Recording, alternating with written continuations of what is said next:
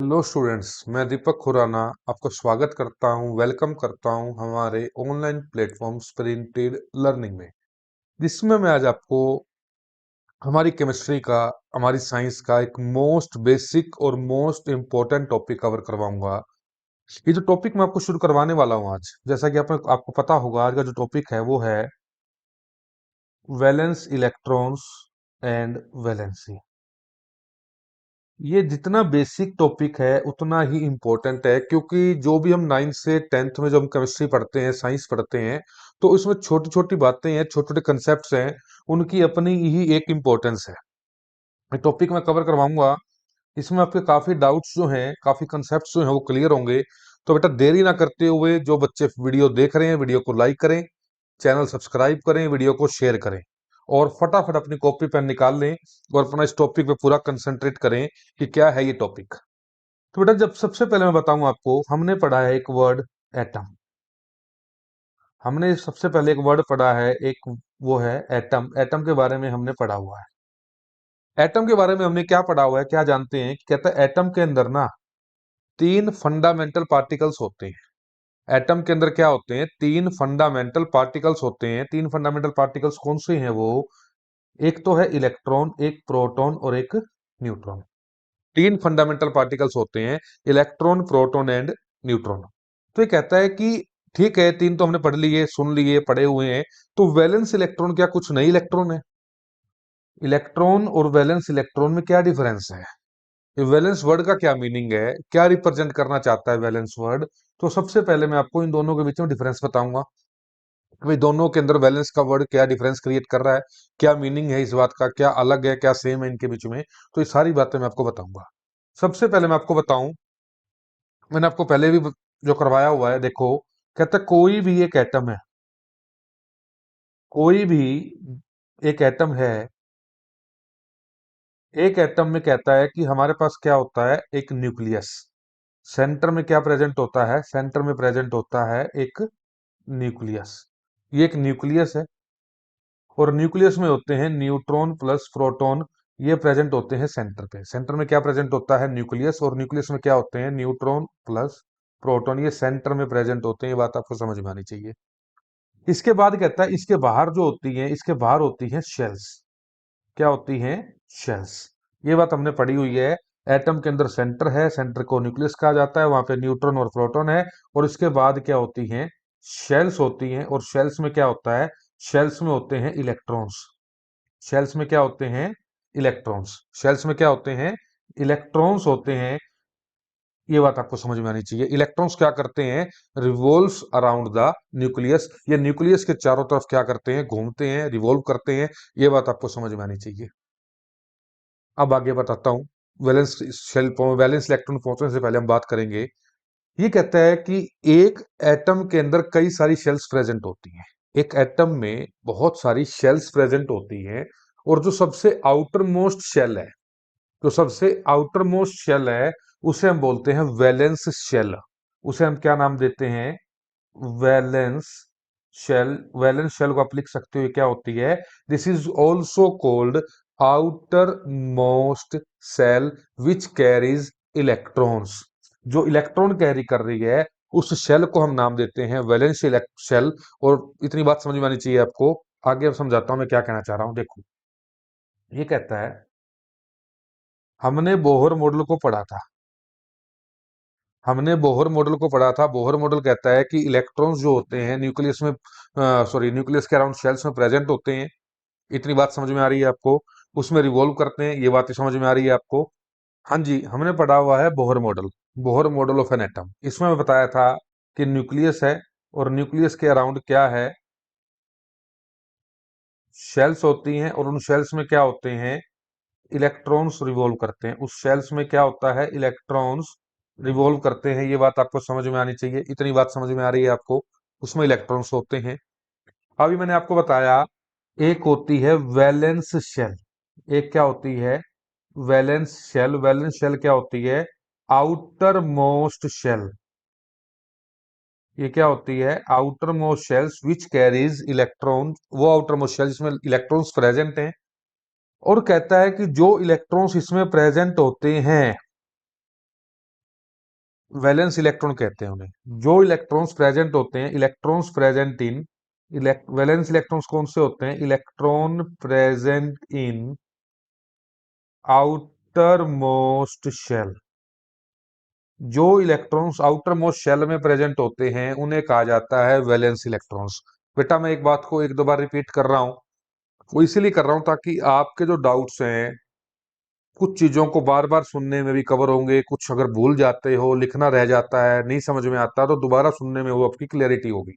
क्योंकि ये वीडियो जो बेटा कोई भी बच्चा देख सकता है, किसी भी लेवल का देख सकता है, इंटेलिजेंट भी देख सकता है, एवरेज बच्चा भी देख सकता है।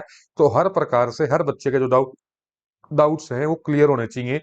चाहे वीडियो में 2 मिनट एक्स्ट्रा लग जाए, लेकिन अगर हम 10 मिनट भी उसमें खराब कर रहे हैं तो 2 मिनट और लग जाएं, हमें डाउट नहीं रहना चाहिए। हमारा टॉपिक जो है जिसके लिए हम बैठे हैं, टाइम दे रहे हैं, तो हमारा टॉपिक क्लियर हो। 10 या 12 मिनट से फर्क नहीं पड़ता। देखें मेरी बात सुने, वैलेंस इलेक्ट्रॉन्स क्या है? Electrons present in outer most shell. इस बात का क्या मतलब है? मैं सारी बात को समराइज कर रहा हूं, सारी बात जो है मैं आपके सामने रख रहा हूं। देखो मेरी बात सुनो, बोहर ने क्या बताया था? According to Bohr model of an atom, आपके पास न्यूक्लियस है, न्यूक्लियस के अराउंड शेल्स हैं, और इसने हमारे को बताया था कि शेल्स में इलेक्ट्रॉन्स हैं, डिस्ट्रीब्यूटेड होते हैं इलेक्ट्रॉन्स। ये बात हमें समझ में आ रही है। जैसे अभी हम बात करें Na, Na is the symbol of sodium, atomic number 11। अगर हम इसको इलेक्ट्रॉन्स को, ये एटॉमिक नंबर है, इसका एटॉमिक नंबर कितना है? 11। ये बातें बेटा मैं कुछ नहीं रिपीट करूंगा क्योंकि मेरा टॉपिक अभी इलेक्ट्रॉन बताना है, वैलेंस इलेक्ट्रॉन बताना है। इसमें इलेक्ट्रॉन्स कितने होंगे? ऑब्वियस है, इसके एटॉमिक नंबर के अकॉर्डिंग 11। तो हमने 11 इलेक्ट्रॉन्स को क्या किया? टोटल इलेक्ट्रॉन्स कितने हैं सोडियम में? 11। टोटल इलेक्ट्रॉन कितने हैं सोडियम में? 11, वो इसके एटॉमिक नंबर से मिला। लेकिन अब इसको हम जब शेल्स में डिस्ट्रीब्यूट करेंगे, जब इसको हम शेल्स में भरेंगे, तो शेल में कैसे भरे जाएंगे इलेक्ट्रॉन जो है 11? पहली शेल में आएंगे हमारे पास 2 इलेक्ट्रॉन, फिर आएंगे 8 इलेक्ट्रॉन्स, 10 इलेक्ट्रॉन भरे जा चुके हैं, लास्ट शेल में आएंगे 1 इलेक्ट्रॉन। मेरी बात समझ में आ रही है? अगर हम इसकी कॉन्फ़िगरेशन देखते हैं, इलेक्ट्रॉनिक कॉन्फ़िगरेशन किसकी? सोडियम की, वो आती है 281। ये साफ साफ समझ में आ रहा है, सोडियम की इलेक्ट्रॉनिक कॉन्फ़िगरेशन है 281, 11 इलेक्ट्रॉन्स हैं।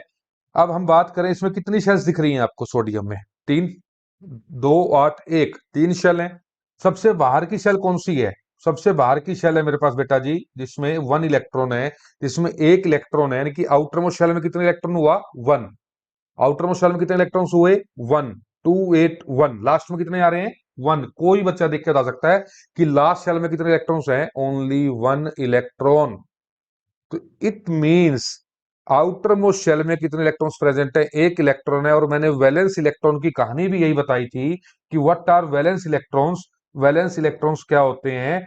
Which are present in outer most shell, यानी कि जो इलेक्ट्रॉन्स आउटर मोस्ट शेल में प्रेजेंट हैं वो होते हैं वैलेंस इलेक्ट्रॉन्स। और सोडियम में वैलेंस इलेक्ट्रॉन कितने हैं? ओनली 1। ओनली 1, क्योंकि लास्ट शेल में कितने इलेक्ट्रॉन्स आ रहे हैं? 1। चलो इसमें एक एग्जांपल मैं और जोड़ देता हूं, एक एग्जांपल मैं और ऐड कर देता हूं। एग्जाम्पल है क्लोरीन। क्लोरीन का एटॉमिक नंबर हमारे पास है 17, कॉन्फ़िगरेशन बनेगी 287। अब कोई भी बच्चा बताएगा कितनी शेल्स है? 3। सबसे बाहर की शेल कौन सी है? 7 वाली। और सबसे बाहर वाली शेल को कहते हैं वैलेंस शेल। Valence shell. और सबसे बाहर वाली शेल में कितने इलेक्ट्रॉन्स हैं? 7 इलेक्ट्रॉन्स प्रेजेंट हैं।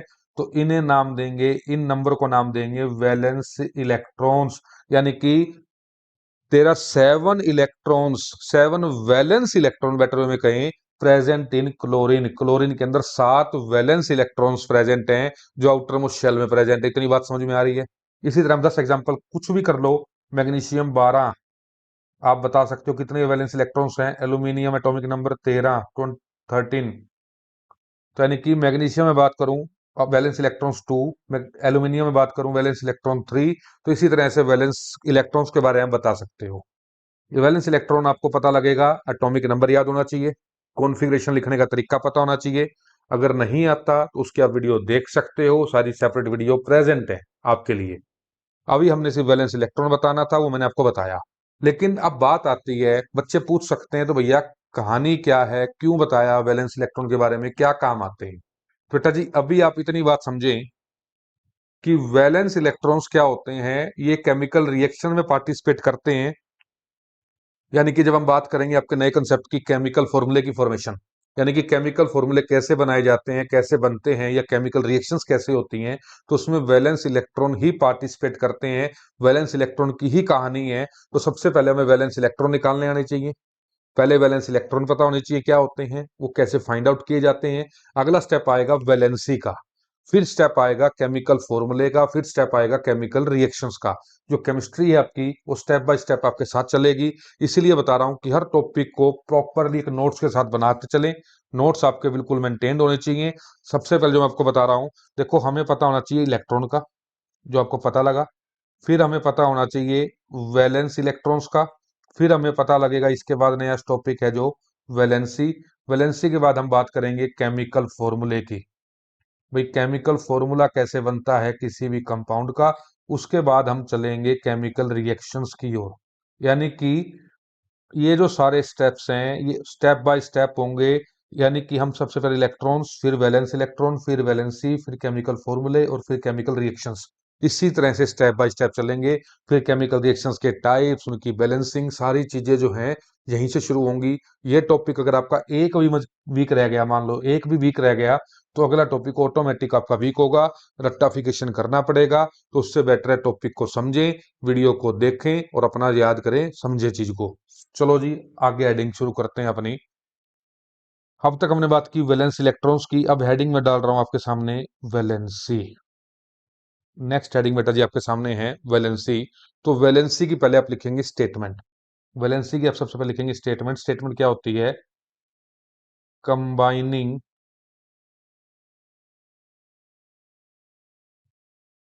Capacity of an element. ये कहता है combining capacity of an element, एक एलिमेंट की कंबाइन करने की जो कैपेसिटी होती है उसे कहा जाता है वैलेंसी। मतलब क्या है समझें। देखो, हम बात करते हैं एग्जाम्पल के तौर पे सोडियम क्लोराइड। हम बात कर रहे हैं एग्जाम्पल के तौर पे सोडियम क्लोराइड। सोडियम क्लोराइड होता है NaCl। किसी फॉर्मूले को आपने देखा होगा H2O। किसी फॉर्मूले को देखा होगा CaOH whole twice. Calcium oxide, aluminium oxide, magnesium oxide, calcium chloride, lithium hydroxide, potassium hydroxide. तो इसी तरह के अपने हजारों फॉर्मूले देखे होंगे, हजारों फॉर्मूले बनाए होंगे। तो ये सारे फॉर्मूलेज कैसे बनते हैं, मतलब क्या है, कैसे का मतलब मैं समझाना चाहता हूं। जैसे आपने देखा यहाँ पे एक Na है, एक Cl है। लेकिन अगर हम बात करें H2O में दो H है, एक O है। एल्यूमिनियम में ऑक्साइड में एक दो एल्यूमिनियम है और तीन ऑक्सीजन है।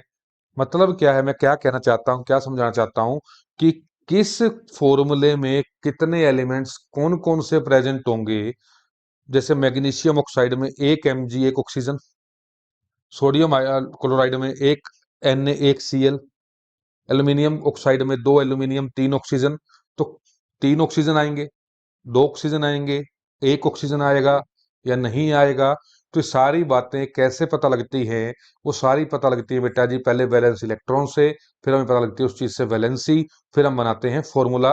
यानी कि फॉर्मूले तक पहुंचने के लिए मैंने आपको पहले ही बताया, हमें पता होना चाहिए वैलेंसी का, कि what is valency, how to determine, how to find out the valency of an element. ये चीज हमें स्टेप बाय स्टेप पता लगती है। तो बेटा जी अब अगेन अपने टॉपिक को शुरू करते हैं, अपने कंसेप्ट को शुरू करते हैं, दैट इज वैलेंसी।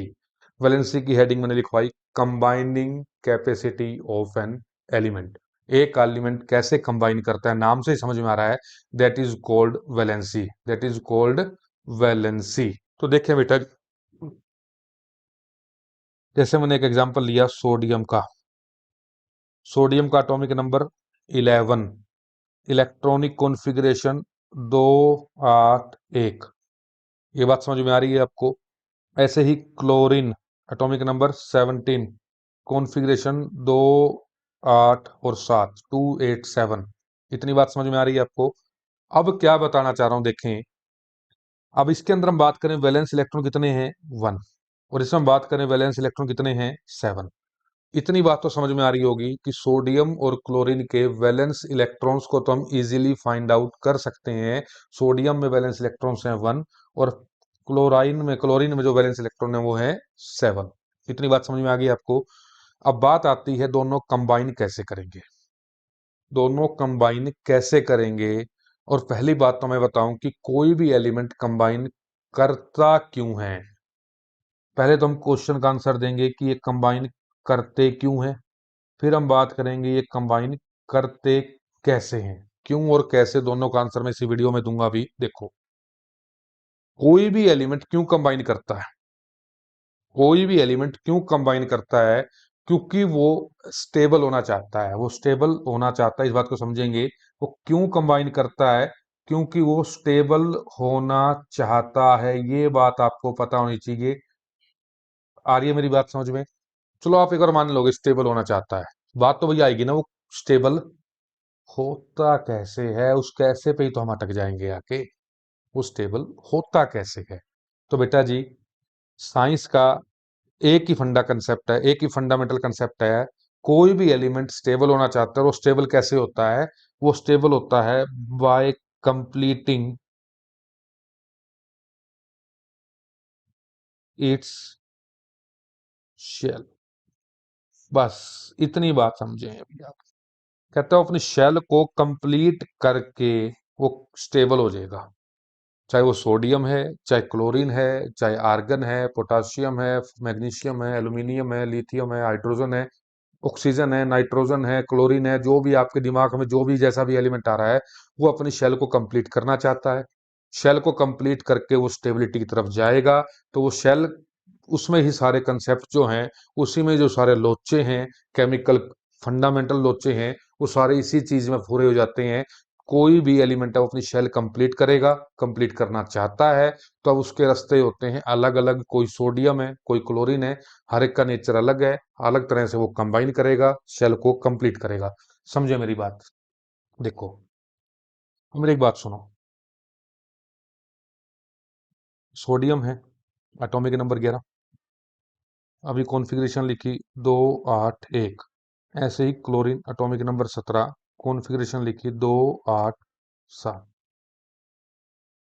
हाँ मेरी बात सुनो। अब सोडियम ने अपनी शेल कंप्लीट करनी है। सोडियम ने अपनी शेल कंप्लीट करनी है। शेल कंप्लीट करने के आपको क्या दिख रहा है यहाँ पे? मैं ऑप्शंस दिखता हूँ। क्या रास्ते हैं? यहाँ दो रास्ते हैं। या तो बेचारा क्या करे, 7 इलेक्ट्रॉन गेन कर ले, क्योंकि ऑक्टेट पूरा करने के लिए, शेल पूरा करने के लिए 288 को जा सकता है ये। क्या करेगा ये? 288, यानी कि 7 इलेक्ट्रॉन्स और बढ़ा ले, तो जिसमें इसकी शेल पूरी हो जाएगी बोर्स के अकॉर्डिंग। या तो वो 1 इलेक्ट्रॉन का लॉस कर दे, यानी कि अगर 1 इलेक्ट्रॉन ही कम कर दे बेचारा, तो भी इस काम को वो कंप्लीट कर सकता है। शेल, उसने ये नहीं कहा कि 2 पूरी होनी चाहिए या 3 पूरी होनी चाहिए। शेल पूरी हो, जो भी आउटर मोस्ट शेल है ना, वो कंप्लीट होनी चाहिए। या तो वो 7 गेन करके पूरा कर देगा इसको काम को, शेल पूरी होगी 3। या वो एक लूज करके इस काम को पूरा कर देगा, एक कम होगी। ऑब्वियस है, इतना ऐसा कुछ करेगा वो। ठीक है जी, इतनी बात समझ में आती है। ऐसे ही क्लोरीन। अब बेचारे क्लोरीन के पास गए, हाँ भैया तू बता कैसे बात मानेगा। क्लोरीन कहता है मेरे पास भी दो रास्ते हैं, मेरे को भी दो ऑप्शन दो। जब सोडियम को दो ऑप्शन दिए हैं तो मेरे को भी तो दो ऑप्शन दो। कहता है या तो मैं क्या करूंगा, 1 इलेक्ट्रॉन गेन कर लूंगा, 7 से 8 बनाने के लिए 2 8 8 कर लूंगा। यह कहता है कि 1 इलेक्ट्रॉन का लॉस कर दूंगा। तो मेरे पास, सॉरी, 7 इलेक्ट्रॉन का लॉस, सॉरी 7 इलेक्ट्रॉन का लॉस कर दूंगा, एक गेन कर लूंगा। 7 लूज करूंगा तो ऐसा ऑप्शन बनेगा, एक गेन करूंगा तो ऐसा ऑप्शन बनेगा। ये आपके सामने आ गया। ठीक है जी, इतनी बात तो समझ में आ रही है हमारे को। लेकिन होगा तो एक ही काम। या तो यहाँ पे 7 गेन होंगे, या एक लूज होगा, या एक गेन होगा, या 7 लूज होंगे। अब इतनी बात समझ में आ रही है। अब सारा खेल आता है एनर्जी का। सारा खेल आता है एनर्जी का। सारा फंडामेंटल कंसेप्ट अब आता है एनर्जी का। कौन सा काम पॉसिबल है, अब आप देखते ही समझ सकते हो। हमने करनी है शेल कंप्लीट, हमने करनी है आउटर मोस्ट शेल कंप्लीट। मेरी बात समझ में आ रही है आपको? आउटर मोस्ट शेल कंप्लीट करनी है। जो आसानी से होगा काम, उसी को हम करेंगे, क्यों? मैंने अपना रास्ता आसान लेना है। बेटा एक लूज करना आसान है या 7 गेन करने आसान है? ऑब्वियस है, 7 गुना पावर लगेगी गेन करने में, तो लूज करना आसान है। तो सोडियम क्या करेगा, अपना एक इलेक्ट्रॉन लूज कर देगा, 2 8 में कन्वर्ट हो जाएगा। और क्लोरीन क्या करेगा, एक गेन करना उसको आसान दिख रहा है, 7 लूज की जगह, तो वो क्या करेगा, एक गेन कर लेगा, 2 8 8 कर लेगा। इतनी बात समझ में आ रही है आपको? मैं इस बात को और बताता हूँ, देखो मेरी बात सुनो, आराम से समझाएंगे तसल्ली से। मैंने अभी आपको बताया सोडियम था 11, 2 8 1, क्लोरीन है 17, 2 8 7। इतनी बात मैंने समझाई। इसको एक लूज करना आसान है तो ये 2 8 में कन्वर्ट होगा, इसको एक गेन करना आसान है तो ये 2 8 8 में कन्वर्ट होगा। इतनी बात समझ में आ रही है? अब दोनों में क्या डिफरेंस हुआ, इसने तो एक इलेक्ट्रॉन का लॉस कर दिया, एक लूज कर दिया इलेक्ट्रॉन, और इस पर भाई साहब ने क्या किया, एक इलेक्ट्रॉन का गेन कर लिया। क्योंकि 7 गुना एनर्जी दोनों खर्च करना नहीं चाहते थे, एक लूज करके शेल कंप्लीट कर ली, एक गेन करके शेल कंप्लीट कर ली। इतनी बात समझ में आ रही है आपको? इसी को कहा जाता है पहली बात तो वैलेंसी। इसी को कहा जाता है पहली बात तो valency, combining capacity of an element. एक एलिमेंट को कंबाइन करने की कैपेसिटी, यानी कि इसने एक लूज करके कंबाइन करना है और इसने एक गेन करके कंबाइन करना है, तो दैट इज कॉल्ड वैलेंसी। और ये कहां से पता लगी हमारे को, वैलेंस इलेक्ट्रॉन से। इतनी बात समझ में आ रही है? बाद में पॉजिटिव चार्ज आएगा, इसके ऊपर नेगेटिव चार्ज आएगा, वो बाद की बातें हैं, सारी बातें बताऊंगा। पहले इस बात को समझे, इस बात को समझे। देखो जैसे मैं अभी आगे बता रहा हूँ आपको, अब मैं एग्जांपल लेता हूँ, मान लो मैग्नीशियम का, मैं एग्जांपल लेता हूँ ऑक्सीजन का, उस एल्यूमिनियम का मैं एग्जांपल लेता हूँ, ऑक्सीजन का, नाइट्रोजन का, फॉस्फोरस का, सल्फर का। इसमें आप एक काम करें, फटाफट वीडियो को पॉज करें, एक बार एटॉमिक नंबर से कॉन्फ़िगरेशन लिखें, वैलेंस इलेक्ट्रॉन बताएं, फिर बताएं इसकी वैलेंसी क्या होगी, कैसे वो कंबाइन कर सकता है। 2 मिनट का टाइम है, वीडियो पॉज करें, फटाफट देखें, फिर मैं बताता हूँ कि क्या आंसर आपके मैच हो रहे हैं या नहीं हो रहे। Okay, time over. अब देखें, सबसे पहले तो आप इनके एटॉमिक नंबर लिख लें।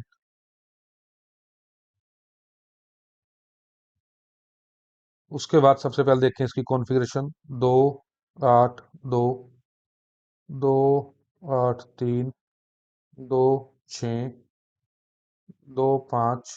5 को थोड़ा साफ कर देते हैं, आराम से दिख जाएगा आपको। 2 8 5, 2 8 6। तो सबसे पहले आपको ये तो समझ में आ गया। अब सुनो मेरी बात, इनकी सभी की मैंने कॉन्फ़िगरेशन लिख दी। अब इनको आपने क्या करना है, वैलेंस इलेक्ट्रॉन तो आप बता ही दोगे। वैलेंस इलेक्ट्रॉन कितने हैं आउटर शेल में, 2 3 6, 5 5 6। वैलेंस इलेक्ट्रॉन आपको समझ में आते हैं, वैलेंस इलेक्ट्रॉन कितने हैं। अब वैलेंस इलेक्ट्रॉन के बाद आपने मुझे बताना है कि इनकी वैलेंसी क्या होगी। देखो अब इसको शेल कंप्लीट करने में 6 गेन करने पड़ेंगे या 2 लूज। ऑब्वियस है कि 2 लूज करेगा। ये 5 गेन करेगा, 3 लूज करेगा, ऑब्वियस है 3 लूज करेगा। ये 6 लूज करेगा या 2 गेन करेगा, ऑब्वियस है कि 2 गेन करेगा। इसी तरह से ये 3 गेन करेगा 8 पूरे करने के लिए, ये भी 3 गेन करेगा, और ये क्या करेगा, 2 गेन करेगा। ये लूज करेंगे, ये 2 गेन करेंगे। तो यानी कि अब कंबाइन कैसे करेंगे, ये 2 lose, 3 lose, 2 gain, 3 gain, 3 gain और 2 गेन। तो यानी कि इनकी कंबाइनिंग कैपेसिटी होगी इसकी 2 3 2 3 3 2। तो यानी कि कंबाइनिंग कैपेसिटी का मतलब होता है वैलेंसी, यानी कि कंबाइन करने की कैपेसिटी। इसी तरह से लूज या गेन करके इलेक्ट्रॉन्स कंबाइन किए जाते हैं, एलिमेंट्स कंबाइन करते हैं। इसी तरह से हम बता सकते हैं वैलेंस इलेक्ट्रॉन्स के बारे में और वैलेंसी के बारे में। अगला टॉपिक होगा केमिकल फॉर्मूले कैसे बनते हैं, कैसे प्लस माइनस चार्ज आता है, वो बाद का कंसेप्ट है, सारा एक टॉपिक में नहीं डालूंगा, आराम से समझाऊंगा। तो सबसे पहले सार क्या है, स्टोरी क्या है इस कंसेप्ट की। वैलेंस इलेक्ट्रॉन्स क्या होते हैं, आउटर मोस्ट शेल में जो इलेक्ट्रॉन्स प्रेजेंट हैं। और वैलेंसी क्या होती है, combining capacity of an element, कि कोई भी एलिमेंट कंबाइन कैसे करेगा। ये टॉपिक उम्मीद करता हूँ समझ में आया होगा। फर्दर वीडियो के लिए चैनल सब्सक्राइब करें और ज्यादा से ज्यादा बच्चों तक चैनल को शेयर करें बेटा जी। जितने ज्यादा रीच आप देंगे उतना कंटेंट आपके लिए मैं बढ़िया लेके आऊंगा, क्योंकि बेटा जी चैनल की ग्रोथ जो है वो आपसे ही है, आपने ही करनी है। आपने बेटा जी प्यार देना है। और जो बच्चे वीडियो को लास्ट तक देख रहे हैं तो बेटा जी सबसे पहले अपना, जिन्होंने पूरी वीडियो देखी है वो अपना यस करके कमेंट करें। पता लगेगा कितने बच्चे सीरियसली एक्चुअली मैटर को, कंसेप्ट को जो है वो देख रहे हैं, समझ रहे हैं, पढ़ रहे हैं। आ रही है मेरी बात समझ में? जितने बच्चे हों, आपसे रिक्वेस्ट है, यस लिख जरूर लिख के जाएं, समझ में आ रहा है तब भी, और लास्ट तक वीडियो को आप देख रहे हैं तब भी।